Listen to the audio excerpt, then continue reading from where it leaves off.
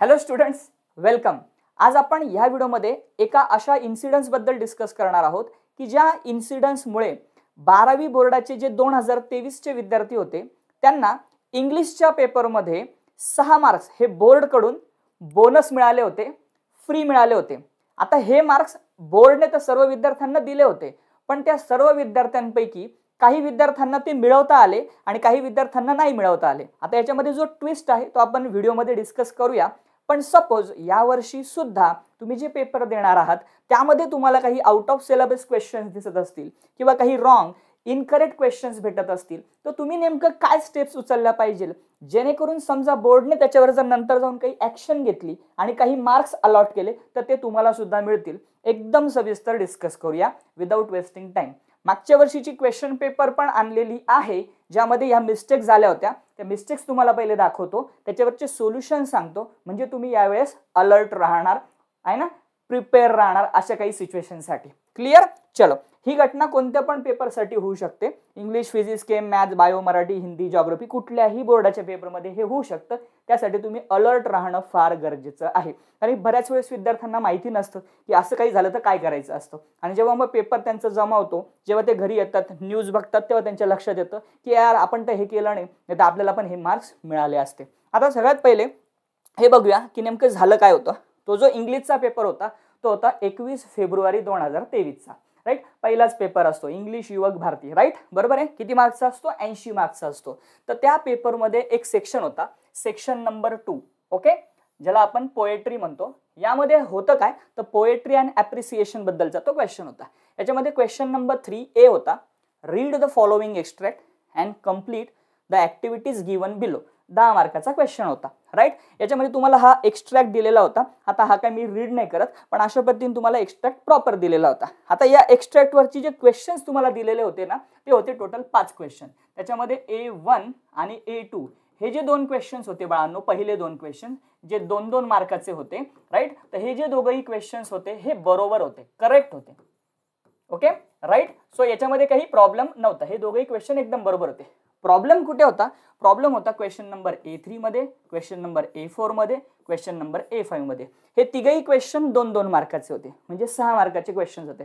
आता याच्यामध्ये नेमका प्रॉब्लेम काय झाला होता? तो प्रॉब्लेम असा झाला होता की तुम्हाला जे क्वेश्चन्स त्या ठिकाणी विचारायला पाहिजे ते विचारायच्या ऐवजी जे सोल्युशन्स असतात तेच या ठिकाणी दिलेले होते. आता हे सोल्युशन कसं काय आले?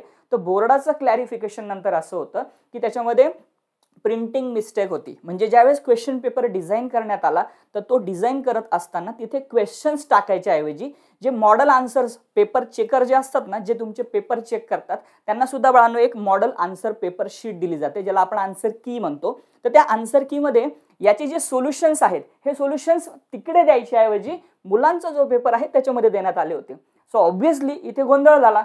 कोणाचा? पहिली गोष्ट तर मुलांचा झाला, जे पेपरला सामोरं गेलेले होते, जे पेपरच्या म्हणजे एक्झाम सेंटरमध्ये बसलेले होते, ज्यांच्या समोर क्वेश्चन पेपर होता. आता ऑब्व्हियस आहे त्या मुलाने जेव्हा हा क्वेश्चन बघितला असेल, accept any reasonable correct answer, आता त्याचा गोंधळ झाला असेल की बाबा पोएटिक डिव्हाइस, खाली एक पोएटिक डिव्हाइस, त्याला कळतच नसेल ना. ते 5वा क्वेश्चन त्याने वाचला असेल कंपोजिंग लाईन्स, त्याला समजतच नसेल की नेमकं एक्झॅक्टली आहे तरी काय हा गोंधळ आहे ना, त्याला तो क्लिअर झाला नाही. आता ऑब्व्हियसली तुमच्यासाठी ही सिच्युएशन ऑकवर्ड ठरू शकते, न्यू असू शकते, आणि अशा सिच्युएशनमध्ये कसं रिॲक्ट करायचं हे कळत नाही. मग बहुधा मुलं काय करतात, एक्झाम सेंटरमध्ये बसलेले असतात, तिथे जो काय म्हणू आपण सुपरवायझर असतो, जो ॲक्च्युली त्या सगळ्या विद्यार्थ्यांवरती लक्ष ठेवून असतो, तुमचा जो कोणी बोर्ड सेंटर मॅनेजर, त्याला रिपोर्ट करतात की सर असं असं आहे, हे क्वेश्चन्स कळत नाही. आता प्रॉब्लेम होऊन काय जातो माहिती का, बऱ्याच वेळेस हे जे सुपरवायझर असतात ना, हे नॉन सब्जेक्टिव्ह असतात. म्हणजे तुमचा पेपर इंग्लिशचा आहे तर त्यांचा इंग्लिशशी काही संबंध नसतो. समजा पेपर फिजिक्सचा आहे तर त्यांचा फिजिक्सशी काही संबंध नसतो, दुसऱ्या सब्जेक्टचे टीचर असतात, तर त्यांना तो प्रॉब्लेम कळत नाही. आणि मग बऱ्याच वेळेस काय होतं की याच्यामध्ये भरपूर वेळ जातो, मुलांना पुढचा पेपर पण लिहायचा, सोल्युशन काय लगेच निघत नाही. राईट, मग अशा वेळेस मुलं गोंधळून जातात, त्यांना कळत नाही नेमकं करायचं काय. आता असं होऊ शकतं की तो जो सुपरवायझर आहे तो मुलांना सांगू शकतो की बाबा असं झालं तर असं करायला पाहिजे, पण बऱ्याच वेळेस हा गायडन्स त्यांना मिळत नाही किंवा अशा प्रकारच्या इन्स्ट्रक्शन्स मिळत नाही, आणि इथे मुलांचा गोंधळ होतो आणि पेपर झाल्यानंतर त्यांचं नुकसान होऊ शकतं, जे बऱ्याच मुलांचं झालं होतं. आता आपल्यासोबत जर असं काही झालं तर आपण नेमकं काय करायचं हे तुम्हाला मी आता क्लिअरली सांगतोय. बघा, सपोज तुम्ही पेपर देताय, तुम्हाला असं जाणवलं की बाबा याच्यामध्ये हे जे 3 क्वेश्चन्स आहे, मग आता गरजेचं नाही ना की यावर्षी पण ते पेपरमध्ये होऊ शकतं, पण जर झालं तर आपण त्यासाठी प्रिपेअर पाहिजे. सपोज तुम्ही पेपर देताय, तुम्हाला जाणवलं की हे 3 क्वेश्चन क्वेश्चन चुकीचे. काय करणार? सगळ्यात पहिली गोष्ट तुम्हाला हे ओळखता आलं पाहिजे की बाबा हा क्वेश्चन खरंच चुकीचा आहे की बरोबर आहे, एवढं तुम्ही शुअर पाहिजे, कन्फर्म पाहिजे. ओके, म्हणजे तुमच्या मनामध्ये ट्विस्ट आहे. आता ही गोष्ट वेगळी की आपल्या क्वेश्चन पेपरमध्ये जेव्हा पेपर आपल्या समोर येतो, एस्पेशली तो जर फिजिक्सचा असेल तर आपल्याला सगळेच क्वेश्चन आउट ऑफ सिलेबस वाटतात. ही गोष्ट वेगळी आहे, पण ते आउट ऑफ सिलेबस नसतं, सिलेबसमधले असतात. राईट आहे, मजाक झाली, पण सिरियसली बघूया. सपोज तुम्हाला वाटते की एखादा क्वेश्चन आउट ऑफ सिलेबस आहे, किंवा एखादा क्वेश्चन अर्धाच प्रिंट झालेला आहे, किंवा एखादा क्वेश्चन जो आयडियली सिलेबसमधला असायला पाहिजे होता तो थोडासा एकदमच काहीतरी वेगळाच विचारलेला आहे, ज्याचा सिलेबसशी लांबपर्यंत काही संबंध नाहीये, आहे ना. तुम्ही शॉक आहे, तुम्हाला कळत नाही आता काय होऊ राहिलं. तर अशा वेळेस काय करायचं असतं? तर अशा वेळेस तुम्हाला फक्त एवढंच करायचं असतं की हा जो क्वेश्चन नंबर आहे, राईट, हा क्वेश्चन नंबर तिथे टाकायचा असतो. म्हणजे फॉर एक्झाम्पल तुम्ही समजा आन्सर शीट लिहित आहात, तर तुम्ही तिथे नंबर टाकता ना तुमच्या कॉलममध्ये, राईट. तो तिथे नंबर टाकायचा A4, पुढे लिहायचं आन्सर. ओके, आणि सरळ सरळ तुम्ही एवढं करू शकता की हा जो क्वेश्चन तुम्हाला दिसतोय, जे काही इथे दिसतंय ते as it is write up करून टाकायचं, हा पहिला ऑप्शन. किंवा तुम्ही सरळ सरळ तिथे फक्त आन्सर आणि तोडकं मोडकं तुम्हाला जे काही थोडंसं उत्तर वाटतंय ते उत्तर तिथे लिहिण्याचा ॲटलिस्ट प्रयत्न करायचा. मेन गोष्ट आहे तुम्ही ॲटलिस्ट तो जो क्वेश्चन आहे तो अटेम्प्ट केलेला पाहिजे, असं बोर्डाचं म्हणणं आहे. राईट, म्हणजे याचा अर्थ इथे तुम्ही क्वेश्चन नंबर A4 असं लिहिलेलं पाहिजे आणि ॲटलिस्ट थोडासा तुम्ही तो अटेम्प्ट केलं पाहिजे. गरजेचं नाहीये की तुम्ही तिथे आन्सर लिहायचंय. ओके, तुम्हाला दिसतंय ओके की चुकीचा प्रश्न आहे, आउट ऑफ सिलेबस आहे, म्हणजे तुम्ही तिथे नंबर टाकणं अपेक्षित आहे, समोर आन्सर लिहिणं अपेक्षित आहे, आणि थोडकं मोडकं तुम्ही थोडंफार जर काही लिहू शकले तर बेटर आहे. किंवा फक्त तुम्ही नंबर जरी टाकला आणि आन्सर जरी असं जरी मेन्शन केलंय तरी बोर्डचं म्हणणं आहे की या विद्यार्थ्यांनी हा क्वेश्चन अटेम्प्ट केला होता.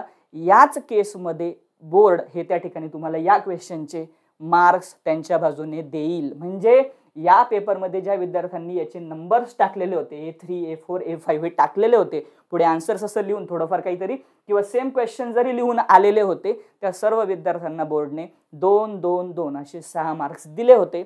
आता तुमची वेळ आहे, जर तुमच्या बाबतीत असं काही घडलं, राईट, तर आता ऑब्वियस सिम्बल म्हणू शकता सर हे ना केमिस्ट्रीच्या पेपरला घडायला पाहिजे, फिजिक्सच्या पेपरला घडायला पाहिजे, मॅथच्या पेपरला घडायला पाहिजे. तर बाळांनो पुन्हा एकदा सांगतो, बोर्ड पण शिकत असतं दरवेळेस त्यांच्या चुकांमधून. ऑब्वियसली ते पण त्या ठिकाणी सोल्युशन्स काढत असतात की बाबा ही चूक नाही झाली पाहिजे. आता ॲक्च्युली ही खूप मोठी चूक होती, राईट. तर ही चूक 21 तारखेला झाली, त्याच्यानंतर मग ती एक मीटिंग होती, ती मीटिंग पण कॅन्सल झाली. त्याच्यानंतर मग काहीतरी 4-5 दिवसांनी मग बोर्डकडून सर्क्युलर आलं.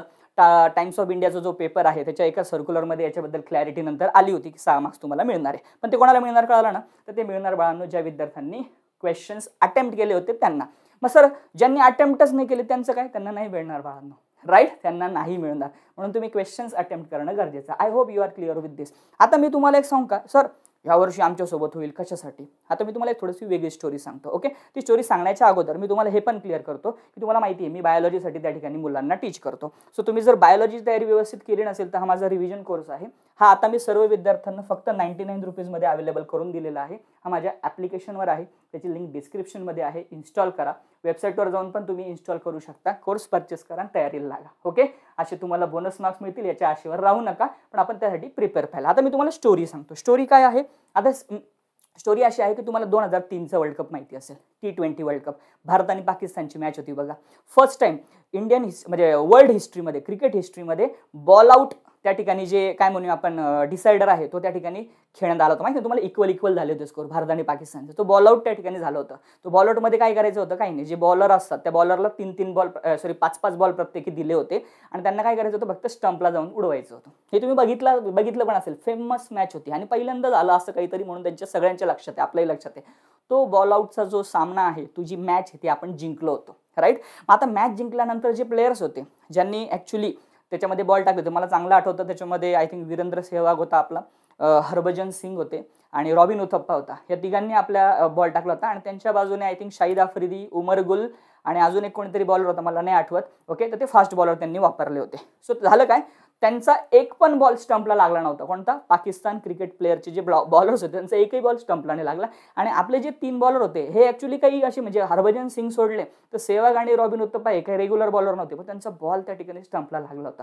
सो हे सगळं संपल्यानंतर जेव्हा त्यांना विचारण्यात आलं की बाबा तुम्ही म्हणजे हे सगळं कसं काय करू शकले, तर त्यांनी सांगितलं की आमचे जे बॉलिंग कोच होते त्यांना हा रूल माहिती होता.